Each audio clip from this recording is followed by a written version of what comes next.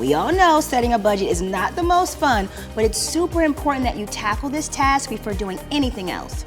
You're probably thinking, creating a budget sounds great, but I have no idea how much a wedding actually costs. We know that in 2021, the average wedding costs $34,000, including the engagement ring, but it really does vary widely from location to location. For example, a wedding in New York City costs an average of $185,000, whereas a wedding in Utah costs just over $23,000. Big difference, right? Of course, your wedding can be amazing whether you have an unlimited budget or a smaller one. It's all about smart decision making throughout the planning process.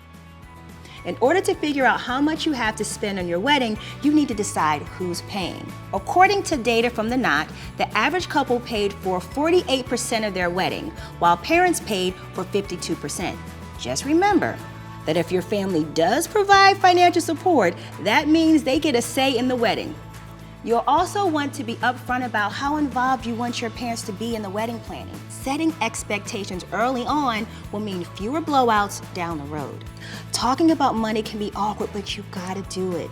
Get down and dirty about dollar amounts. You want to walk away from these conversations with an exact number that you can spend. So now you have your total wedding budget. That's huge, congrats! But there's still some math to do. It's time to divvy up your wedding budget between the different products and services you need to plan your big day. Fortunately, the Knot's free budget tool does the work for you. Now, right off the bat, you can put aside half of your budget for your venue and catering. Yes, you heard that right. Your venue, food, and drink will take up about half of your wedding budget. Each additional wedding vendor will take up anywhere from 2 to 13% of your total spend. Click on the link in the description below for more info on the average wedding budget breakdown, and we'll also break it down further in a later episode. While we're sharing the typical wedding budget breakdown here, this may not be how it shakes out for you and your wedding, and that's why it's so important to sit down and talk to your partner about your priorities for your big day. Figure out your top 3 priorities that you'd be comfortable splurging on versus areas that are less important, where you can save some cash. Once you've figured out your total budget and divided it up, you can start moving forward with planning, figuring out your guest list, looking for a venue, and more. It's helpful to use a budget tool like the Knot to keep track of your budget, but overspending does happen. In fact, about half of all couples go over budget when planning their big day. And it's easy to see how that happens. Weddings are expensive and things can easily get out of control. So, we're going to share a few of our best money-saving tips as you plan your big day. The number of guests you're inviting plays a huge role in how much you'll spend.